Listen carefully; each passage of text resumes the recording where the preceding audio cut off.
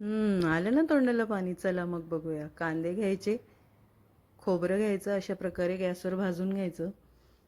आणि आता वांगी कट करून घ्यायची. आणि जो भाजलेला मसाला आहे त्याला अशा प्रकारे कट करायचं. त्याच्यात लसूण आणि लाल मिरच्या टाकायच्या, तव्यावर टाकायचं त्यांना. आणि थोडं तेल टाकायचं, हळद टाकायची, काळा मसाला टाकायचा. बस एवढेच इन्ग्रेडियंट्स लागतात ह्या भाजीला. आणि थोडं परत भाजायचं ह्याला. आणि ह्याला वाटून घ्यायचं. मातीची हंडी घ्यायची, तिच्यामध्ये लाल मिरची पावडर टाकायची तेलात. ही एक स्पेशल ट्रिक आहे जी खूप सुंदर चव आणते भाजीला. त्याच्यात मसाला टाकायचा आणि मग वांगी टाकायची.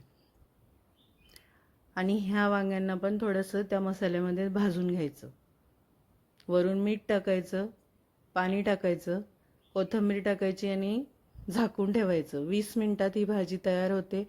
खानदेशी स्पेशल काळा मसाला.